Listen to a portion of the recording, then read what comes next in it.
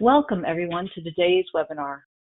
My name is Laura Lubbers and I'm the Chief Scientific Officer of CURE, and I want to thank you all for joining us today. CURE is pleased to present our Leaders in Epilepsy Research webinar series, which consists of webinars that highlight some of the key research that's being done in epilepsy. Today's webinar, which is being sponsored by our friends at Synovian, will focus on two of the most common types of psychiatric disorders, anxiety and depression, that affect 1/3 of those diagnosed with epilepsy. This webinar will be presented by Dr. Andreas Kanner. CURE's mission is to find a cure for epilepsy by promoting and funding patient-focused research. This year, we're celebrating 20 years of impact in the field of epilepsy research. CURE has been instrumental in advancing research in many areas, including infantile spasms, post-traumatic epilepsy, sudden unexpected death in epilepsy or SUDEP, and genetics, just to name a few. Today's webinar is entitled Anxiety and Depression Associated with Epilepsy, and we'll discuss how to identify and treat episodes of depression and anxiety in people with epilepsy. In addition, we'll review how those conditions have a negative impact on quality of life, tolerance of anti-epileptic medications, and even increase the risk of suicidal thoughts, which is why it's so important to work with your healthcare providers on developing the best treatment plan that includes consideration of these mood disorders. Dr. Kanner is the Chief of the Epilepsy Division in the Department of Neurology and the Director of the International Comprehensive Epilepsy Center at the University of Miami Miller School of Medicine. Dr. Kanner is considered one of the leading authorities on the behavioral aspects of epilepsy. Before Dr. Kanner begins, I'd like to encourage everyone to ask questions. You may submit your questions anytime during the presentation by typing them into the Questions tab of the GoToWebinar control panel and clicking Send. My colleague from CURE, Brandon Laughlin, will read them aloud during the Q&A portion of the webinar. We do want this webinar to be as interactive and informative as possible. However, to respect everyone's privacy, we ask that you make your questions general and not specific to a loved one's epilepsy. I also want to mention that today's webinar, as well as all previous and future webinars, will be recorded and are available on the CURE website. With that, I'd like to turn it over to Dr. Kanner. Thank you, Dr. Lubbers. And first, I'd like to thank CURE for having invited me to participate in this series of webinars. We're going to be addressing what I think is a very important topic that all patients and family of patients with epilepsy need to be familiarized with, because psychiatric comorbidities, and in particular mood and anxiety disorders, are relatively frequent in people with epilepsy and are a big cause of poor quality of life in these patients. I hope you find this presentation useful, and as Dr. Luber said, I'd be happy to answer any questions you may have after my presentation. I have no disclosures for this presentation. So, as Dr. Luber said earlier, psychiatric comorbidities are relatively frequent in people with epilepsy, and of the different type of psychiatric disorders, depression and anxiety are the most frequent conditions. And then these are seen in approximately 1/3 of people with epilepsy in their course of their life. This slide represents data from a population-based study done in Canada, where investigators compared the frequency of the different type of psychiatric disorders in the course of the lives of people with epilepsy to that of a controlled group of people in the Canadian population.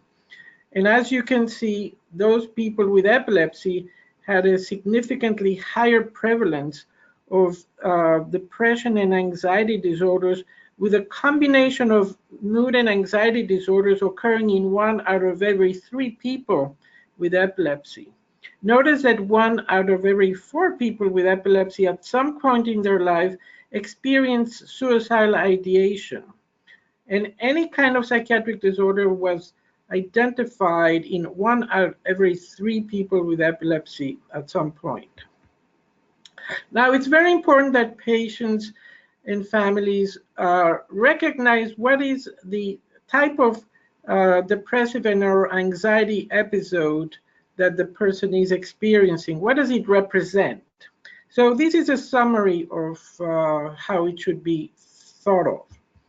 So the first and most frequently recognized type of depressive and or anxiety disorder is what we call the interictal depressive or anxiety episodes. Interictal just means that these are episodes that occur independently of the occurrence of an epileptic seizure. They can occur at any time, whether the patient has been seizure-free or has had recurrent seizures, and are not related in time with the occurrence of the seizures. On the other hand, there are symptoms or episodes of depression and anxiety that are temporally related to the occurrence of seizures, and those are known as periictal. Periictal because they either can precede the occurrence of the seizure. Postictal, they actually follow the occurrence of the seizure, and typically the postictal symptoms occur about 1 or 2 days after the seizure, or ictal because they can be the expression of the actual seizure. And we're going to describe in greater detail how these manifestations of periictal depressive and anxiety episodes present. And then there is the important recognition that people who have interictal depressive and anxiety disorders can also experience periictal symptoms of depression and anxiety.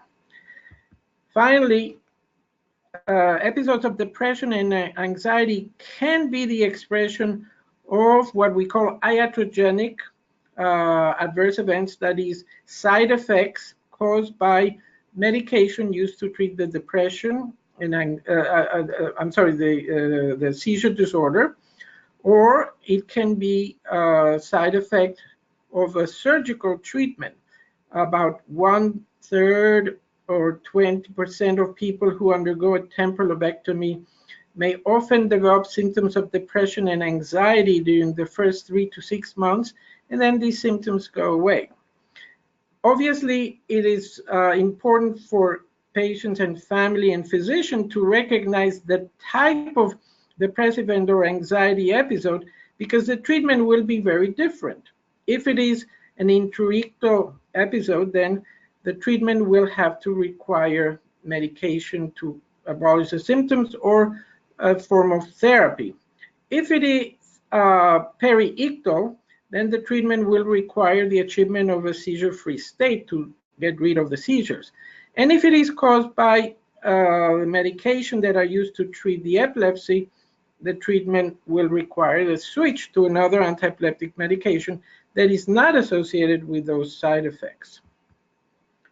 Now, among the interictal episodes, it's important for patients and families to recognize when a patient is experiencing these type of symptoms. And this can be done easily in an outpatient epilepsy clinic with the use of certain questionnaires. And this is a questionnaire that was developed for the use of epileptologists and neurologists in epilepsy clinics specifically. It's called the Neurologic Disorders Depression Inventory in Epilepsy. And I'm just showing these so that you can recognize the cardinal symptoms of depression, so you can know whether you or your loved one is experiencing episodes of depression. The most important symptom is the loss of difficulty finding pleasure. That's a cardinal symptom of depression. Other symptoms, obviously, is a feeling of sadness. And then you can have the other associated symptoms, such as feeling that everything that I'm doing is a struggle, feeling of frustration, poor tolerance to other people, irritability, the feeling that nothing that I do is right, sensation of guilt, even though I haven't done anything bad. And the most serious one suicidal ideation, where I have the feeling that I'd be better off dead. And we gave these instruments to patients when they come to our clinics. And as you can see, depending on the frequency, a score is given. And when a total score is greater than 15, that helps clinicians to suspect that this person may be suffering from a major depressive episode. Likewise, there are instruments like this one for the detection of anxiety disorders, where the cardinal symptoms are feeling of nervousness, anxiety, not being able to stop or control worrying too much about different things, trouble relaxing, being so restless that it is hard to sit still, being easily annoyed or irritable, and feeling afraid as if something awful might happen. Again, with this instrument, the scoring of the severity and frequency of the symptom generates a total score, and if it's greater than 10, it is a red flag to the clinician that the person may be suffering from an anxiety disorder. And it's important to screen for both depression and anxiety because more often than not, the two conditions tend to occur together. Now, there are different expressions that depressive disorders have in different patients.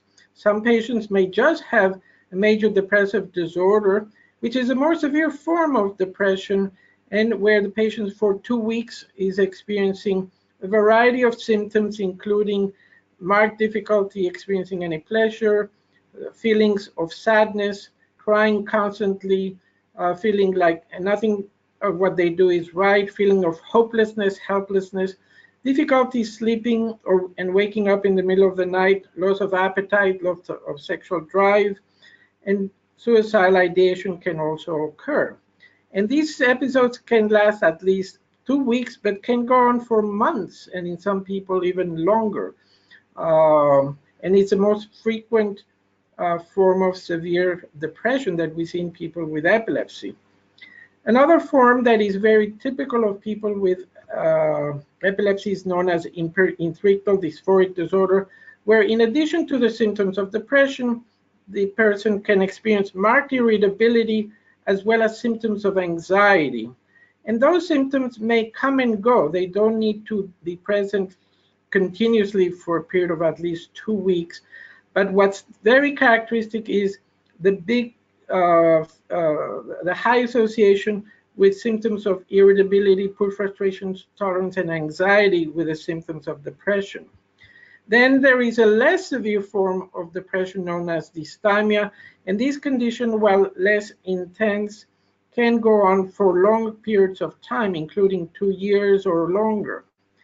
And then on the other end of the spectrum is bipolar disorder or manic depressive illness. Now, what is typical of all of these forms of depression is their close association with anxiety disorders. And that's why I mentioned previously the need to always investigate symptoms of anxiety in the presence of depressive episodes and vice versa. Now, the periictal episodes are the episodes that are temporally associated with the occurrence of seizures.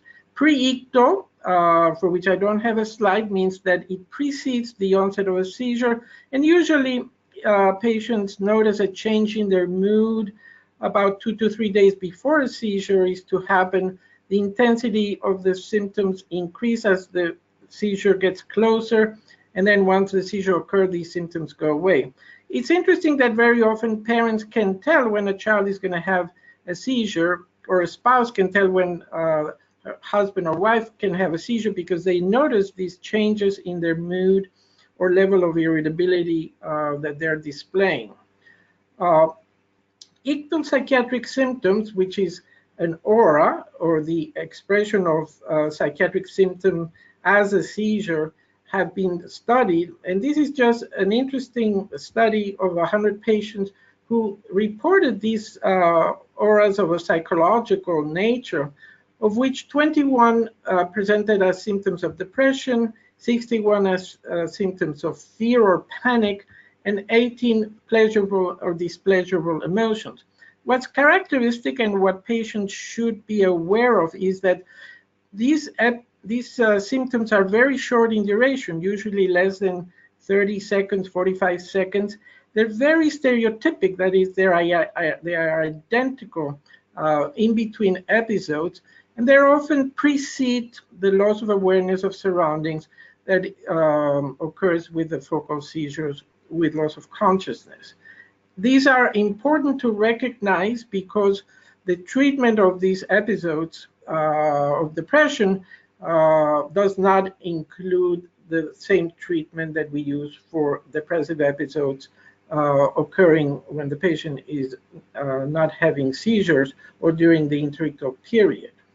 And then we have the postictal symptoms, and postictal symptoms are symptoms that, as I said before, occur between 12 hours and up to 5 days after the patient has had a seizure, typically within 24 to 48 hours. So often people do not connect the temporal relationship between the occurrence of the psychiatric symptom and the occurrence of the seizure. And they are rather frequent in people who don't respond to medication as far as their seizure disorder. This is in a study of 100 consecutive patients who had poorly controlled focal epilepsy, and we investigated the occurrence of psychiatric symptoms during the postictal period that we defined as the first 72 hours after a seizure. The symptoms had to occur after more than 50% of seizures and the patients had to recognize them as being different that, when they're not having seizures. And as you can see, about 43 patients endorsed symptoms of depression, and of those, 13 experienced suicidal ideation during the postictal period. They had to identify these symptoms as occurrence, as I said, in more than 50% of their seizures during the previous 3 months. So these were habitual psychiatric symptoms. And then anxiety symptoms were endorsed by 45 of the 100 patients. Now, what's important is that when we look at the duration of these symptoms, the median duration is about 24 hours.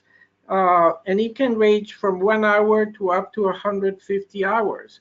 So you have to think, for example, that a seizure lasts between 90 seconds and 2 minutes. But when patients experience these symptoms of depression or anxiety, because this also happens in anxiety, these symptoms may last up to 24 hours. So you can clearly understand how the occurrence of these psychiatric symptoms have a worse impact on the quality of life of patients than the actual seizures. If a person is having suicidal ideation after having a seizure, that has a terrible impact on the quality of life of these patients. What's important to understand is that these symptoms of depression and anxiety that occurred in the postictal period do not respond to antidepressant medication and have a different mechanism of development than the symptoms that occur in the interictal period. So why should patients and family care about recognizing and treating these episodes of depression and anxiety?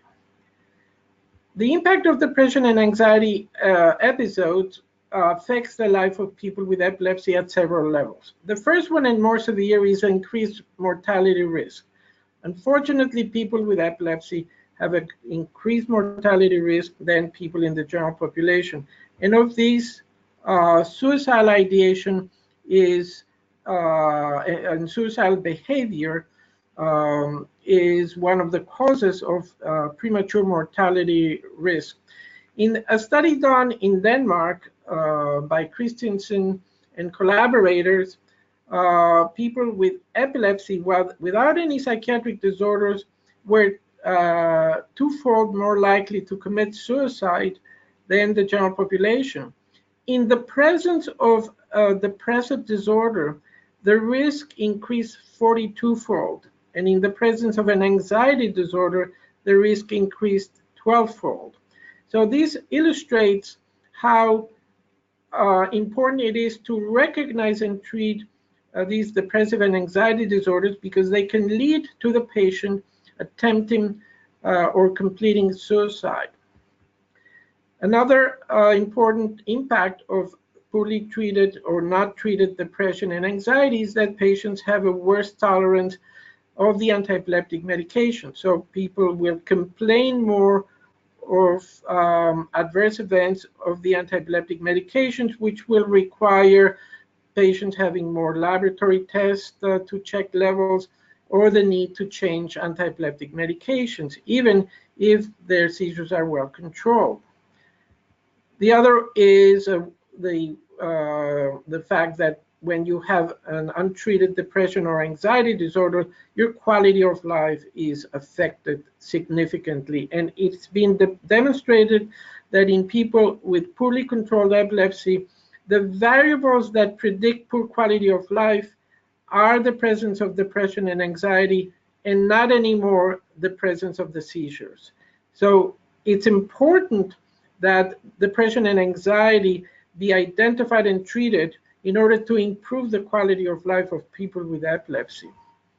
Then there is also the risk that patients with untreated or unrecognized previous psychiatric disorders or family history of depression and anxiety are at increased risk of developing psychiatric symptoms with certain anti-epileptic medications. And I will touch upon that point in the next few slides. And then finally, people with a history of depression and anxiety disorders preceding the onset of epilepsy have been found to have a higher risk of developing treatment-resistant epilepsy. That is, are more likely, they have twofold a higher risk of developing epilepsy that fails to be well controlled with pharmacologic treatments. As you can see, the impact of not recognizing or treating these psychiatric conditions is very serious and affects the life of people with epilepsy at various levels. Now, we often think of depression and anxiety as a complication of the seizure disorder, but in fact, it is a much more complex relationship. Patients with epilepsy have a 5 to 20-fold higher risk of developing depression. However, people with depression who have never had epilepsy have a 2 to 5-fold higher risk of developing epilepsy. So in fact, there is a bidirectional relationship whereby if you have epilepsy, you have a higher risk of developing depression, and if you have depression, you have a higher risk of developing epilepsy. And the same rule applies for anxiety disorders. So one way of illustrating this is in this slide, where you can see in the yellow arrow the time where the diagnosis of epilepsy was made, on the left-hand side is mood and anxiety disorders that preceded the onset of the epilepsy and which facilitate the development of the mood and anxiety disorders after the onset of epilepsy. And I want to highlight the role that family psychiatric history has in facilitating the development of mood and anxiety disorders after the onset of epilepsy. And this is also something that can have a direct impact on the development of iatrogenic symptoms of depression and anxiety as a consequence of the use of certain anti-epileptic medications that are used to treat epilepsy or following epilepsy surgery, as we mentioned before. And here,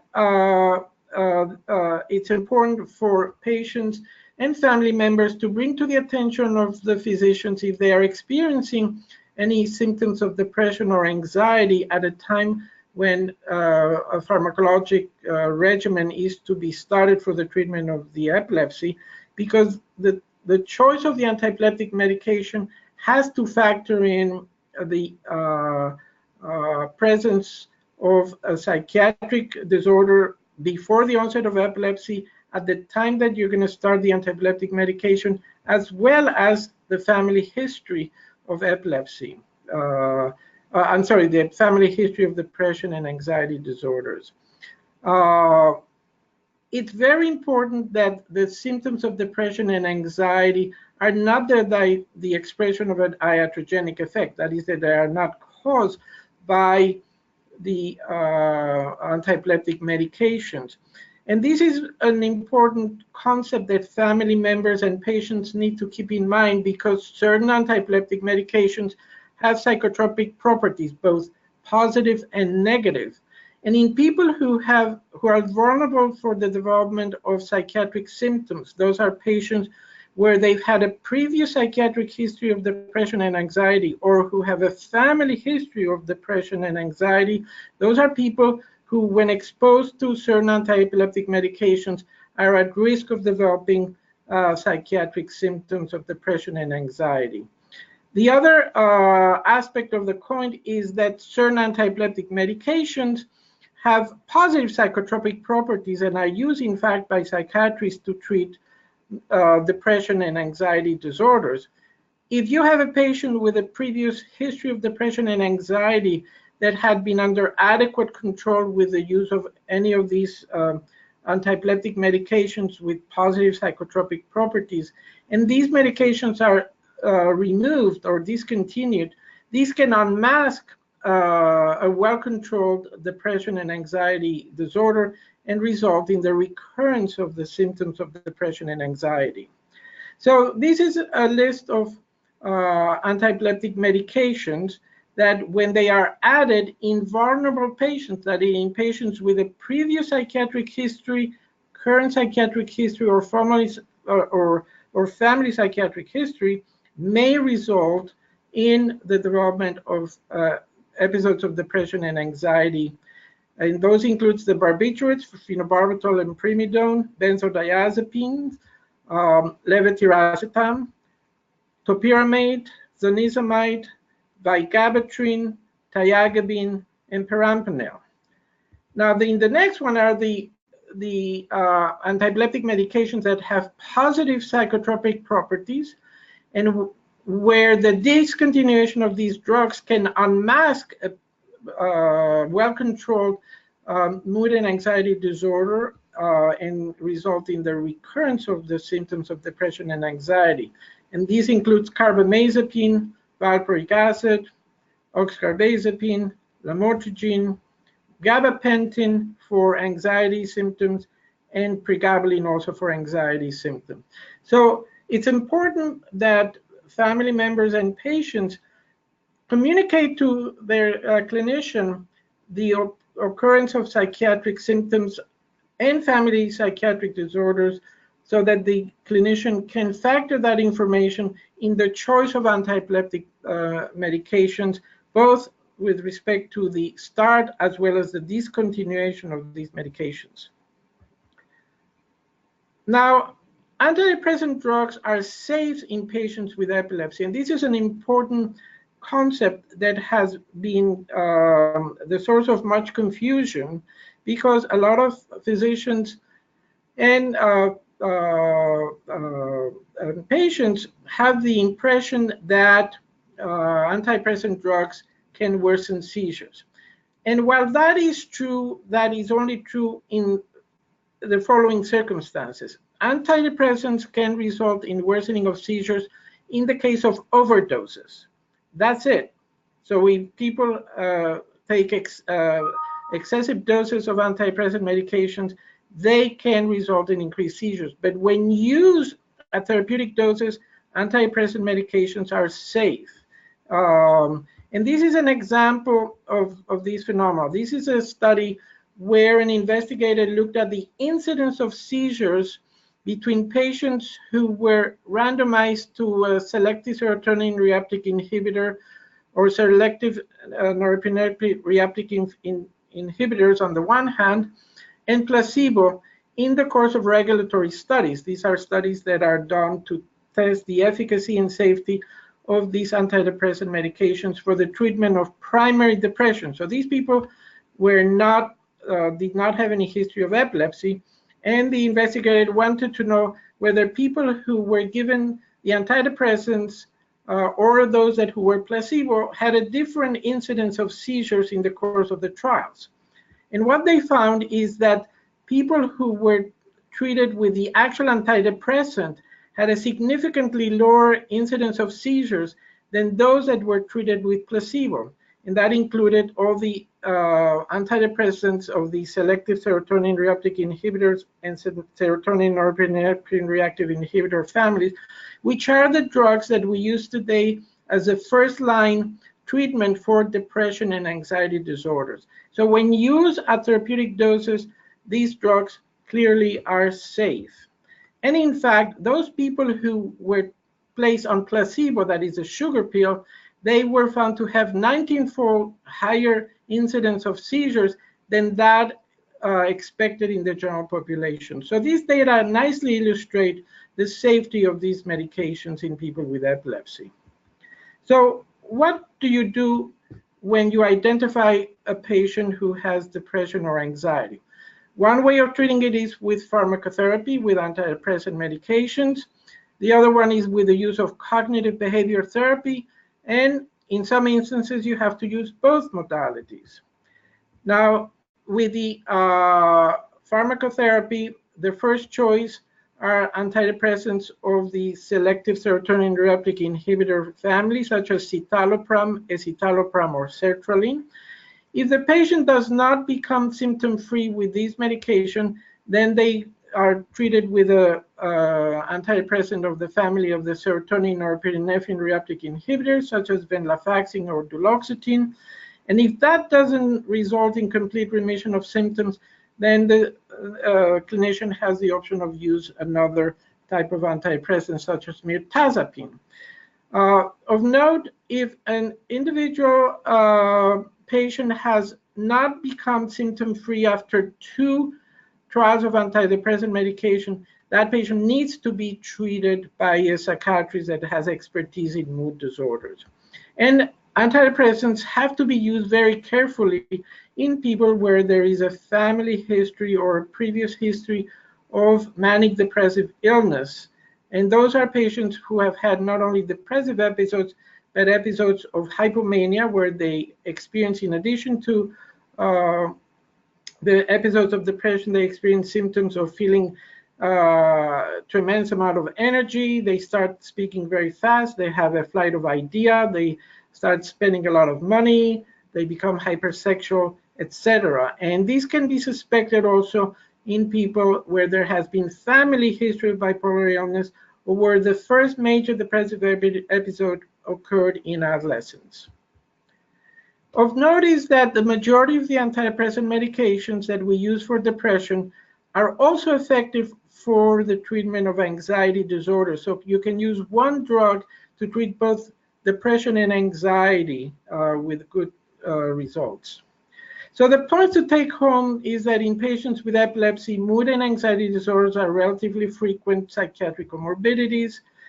They yield serious and negative impacts on the management of the seizure disorder and life at several levels, including worse seizure control, worse tolerance to antiepileptic medications, increased suicidal risk, worse quality of life, and they can be safely treated with antidepressant medication of the selective serotonin reuptake inhibitors or serotonin norepinephrine reuptake inhibitors.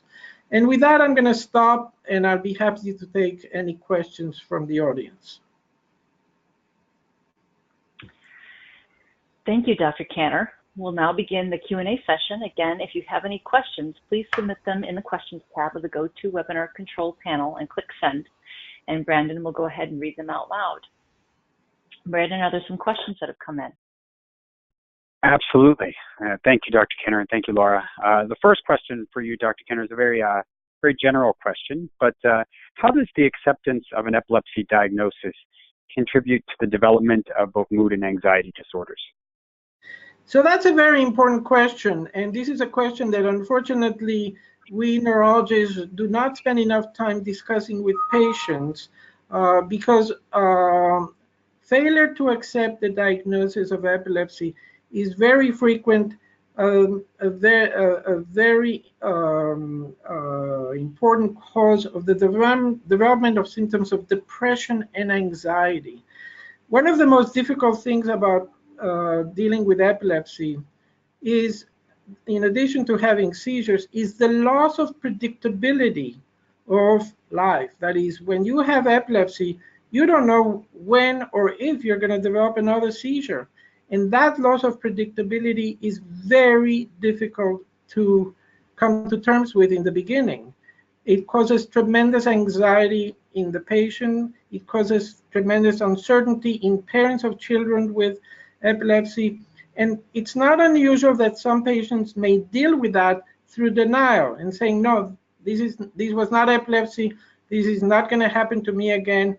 And the emotional energy that patients and family use to deny the diagnosis of epilepsy results in the opposite effect. They become more anxious, more depressed. And what often happens in my experience is that when a child or adolescent experiences epilepsy and senses that the parent is having a very hard time accepting the diagnosis of epilepsy, the young man or the child will then react by denying the development of, the occurrence of the seizure disorder, and will start acting out, will become non-compliant, and it's going to result in a vicious circle. One of the common mistakes is that family members don't want to upset the patients, and when they are talking about the epilepsy, they say, no, don't worry about it. Everything is okay. We don't want to upset you. What needs to be done is the opposite. You need to talk openly about the diagnosis of the epilepsy, the fear of what can happen if you have epilepsy and or an epileptic seizure. And the big elephant in the room is, particularly for patients and parents, am I going to die if I have a convulsion? And that fear needs to be openly discussed by the patient, the family, and all family members. And by coming to terms with this loss of predictability, which takes time, it's equivalent to a mourning process, if you will, that somebody experiences with the loss of a loved one. Over time, people come to terms with accepting the diagnosis, and then one morning they wake up and they say, you know what, I can live with this. But this is essential. This is a very essential part of reaching, of accepting the diagnosis of epilepsy, and it prevents the development of unnecessary depression and anxiety that is a reactive process to this. Great, thank you. We received a few questions about the idea of surgery, and so I'm going to turn it into a two-part question for you, Dr. Kanner. Why does surgery, what is the mechanism behind surgery resulting in anxiety and depression right away? And also, are there any studies going on people pre and post-surgery and their levels of anxiety and depression? Yes, that's a very important question, and it's a very interesting question, because it's not a very simple process. So what we see is that about 20 to 30% of people who undergo temporal lobectomy may experience episodes of depression and anxiety during the first 3 to 6 months. And after a period of 12 months, those symptoms remit completely in most of the patients. There is about 10% of patients that may continue to experience these symptoms. A majority of people who experience these episodes of depression and anxiety may have had depression and anxiety before their surgery. So what these episodes consist of are a reactivation of a pre-surgical depressive and anxiety disorders. And so those are episodes that need to be recognized before the patient goes to surgery, and the patient and family need to be educated as to the possibility that these episodes may recur during the first 3 to 6 months, and they can be easily treated with low doses of antidepressant medication. There is, however, about a 15% of patients to 20% who may develop de novo, that is, they had never had episodes of depression and anxiety, and they developed de novo episodes of depression and anxiety. And the explanation for that may lie in chemical changes that occur with the remission of the seizure disorder and the chemical changes that occur in the brain when that happens. And that's one of the hypotheses. We really don't know exactly how to explain these phenomena. Another interesting observation is that about 50% of patients who had a history of depression and anxiety prior to their surgery, after their surgery, those episodes go away. And so not only is the temporal lobectomy resulting in improvement or remission of the seizures, but it also results in the remission of the depression and anxiety disorder. So it's a complex occurrence of symptoms of depression that can transiently get worse, and then they go away permanently. De novo development of these symptoms, and they go away. And the most important thing is the complete remission of symptoms of depression and anxiety that were present before surgery, that the surgical procedure results in their remission completely. And what was the second part of the question? The second part of the question was about any studies that are going on that have been conducted that analyze the pre and post surgery, their levels of anxiety and depression. Yeah, unfortunately, there is very little in the way of formal studies that have been conducted. There are some studies that were done in Australia, where they actually identified that people with a previous history of depression and anxiety were more likely to experience those depressive episodes after surgery. And hence, you could actually identify those people who are at increased risk of developing post-surgical episodes of depression by just taking a very careful history of their psychiatric disorders before surgery. Now, what we don't have studies is on how the mechanisms, what are the mechanisms that facilitate the development of de novo episodes of depression and anxiety. But hopefully with new neuroimaging techniques and high-resolution MRI studies, we will be able to have some answers in the future. Great, thank you. As you might imagine, we received many questions about, obviously treatment and treatment options available.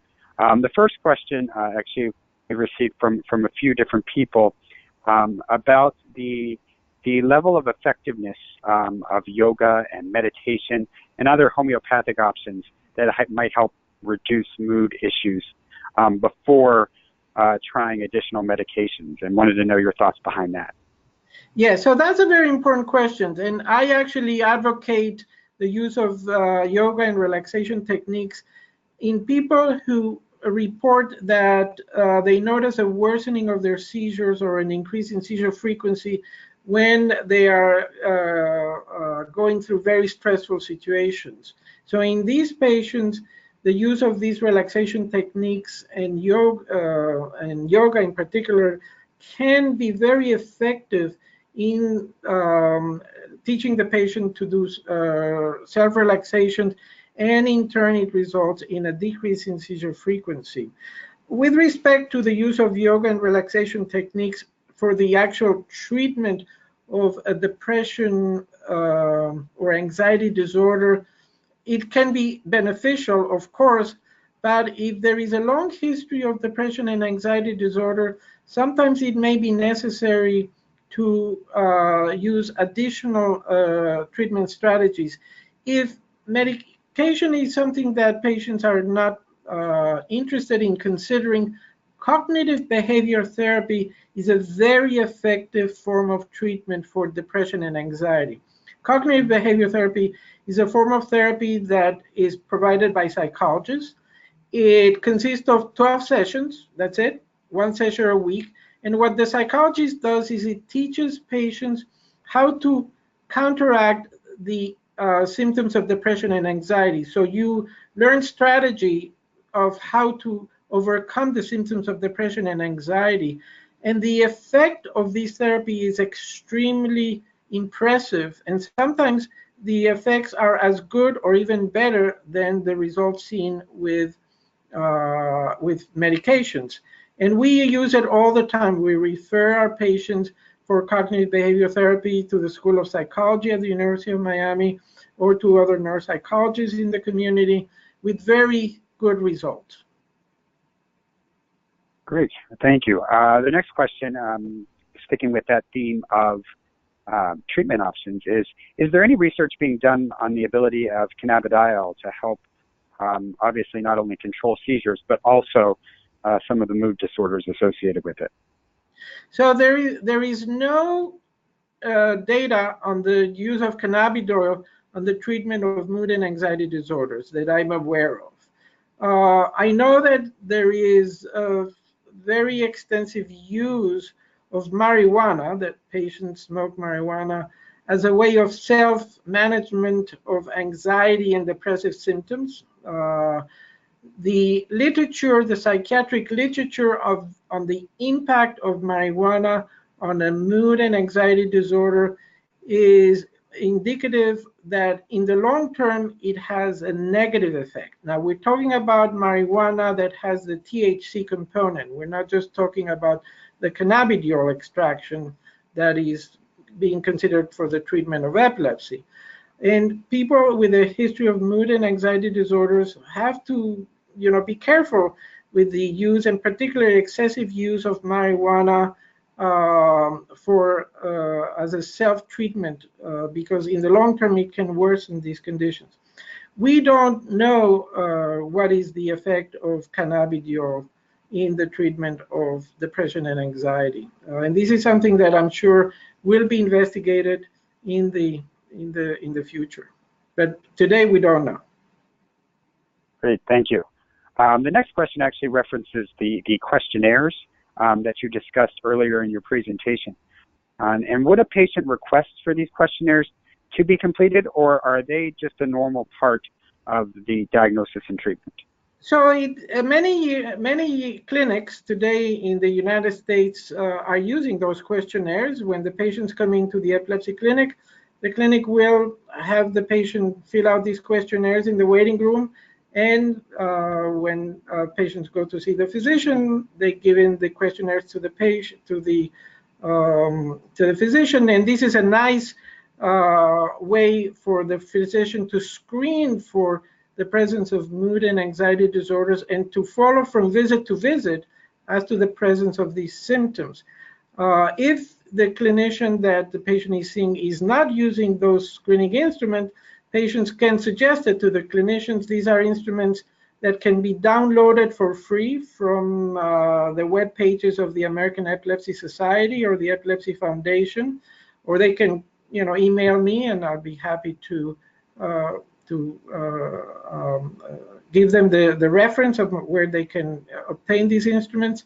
And I think that in the case of physicians who have started to use it, they have found it to be extremely effective. The NDDIE now has become the screening instrument for depression adopted by the International League Against Epilepsy and has been translated into close to 17 languages. And so it's widely used across the world. Great, thank you. The next question actually came through in a couple of topics, but a few people wanted to know if many of the studies you referenced earlier in the presentation take into account gender differences, meaning like hormones and catamenial epilepsy. Yes, that's a very important question. We know that in non-epileptic patients with depression, that is, in patients who suffer from primary depression, women have a higher incidence of depression than men. In people with epilepsy, we're not seeing that gender difference. The risk of depression is as high in men and in women. And so that is not something that we are seeing that much of a difference. And that's an important difference that one sees in people with and without epilepsy. Now, catamenial epilepsy, which consists of seizures occurring around the time of menstrual periods, have an equivalent of change in mood during the menstrual period that women may experience. There are some women who, around the time of their menstrual period, they notice that they can become more easily depressed. They have to push themselves to do things. They become more tearful for little things. They become irritable, cranky, and they notice that their concentration is affected. So it's like as if they were experiencing a mini depressive episode that lasts a few days or a couple of days. Very often, women with these conditions have had a previous history of depression or have a family psychiatric history of mood and depression disorders. And mood and depression disorders are genetically mediated. So when somebody has a family history, the next generation or first-degree relatives have an increased risk of experiencing these psychiatric disorders because they're mediated by several genes. And depending on how many genes and the expression of the genes, a given member of the family will or will not experience these mood disorders. But the occurrence of changes in mood around the time of menstrual periods should alert the person to identify any risk factors, and they will often find out that, oh, my mother used to suffer from severe depression or anxiety, or my grandmother, or whatever. And the fact is that the hormone, the sexual hormones that have the same impact on seizures also have a similar impact on the development of symptoms of depression. Great, thank you. And one more question we have time for, and it's a good kind of a wrap-up question. But can you summarize the main causes of mood disorders that affect epilepsy patients? So the main causes, what people have to be aware of, is that the mood and anxiety disorders have multiple causes. As I said earlier, in response to your first question, one cause can be a reaction to the diagnosis of epilepsy, and it can be a reaction to mood, to the impact that having a seizure disorder has on dealing with the limitations of not being able to drive, not being independent, etc. Then there are the risk factors associated with family history of mood and anxiety disorders, and these include whether there is a first or second degree relative who has suffered from these kind of psychiatric disorders.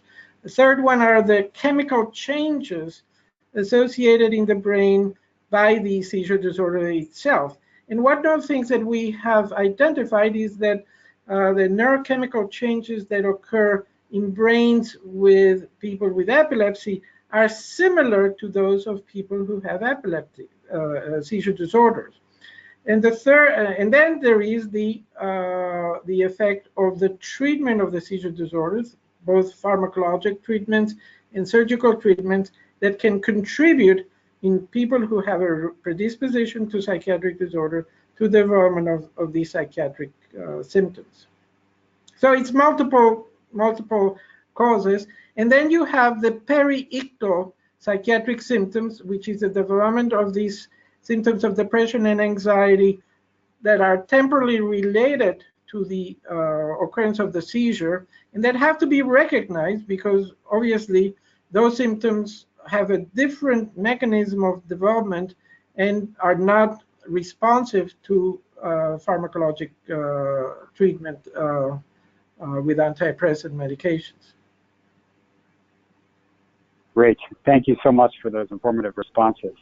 Go ahead, Laura. I'll turn it back over to you. Great. Well, this concludes our webinar about the mood disorders associated with epilepsy. A special thank you to you, Dr. Kanner, for a very insightful presentation and one that gives people hopefully really great guidance and ideas to talk about with their physicians.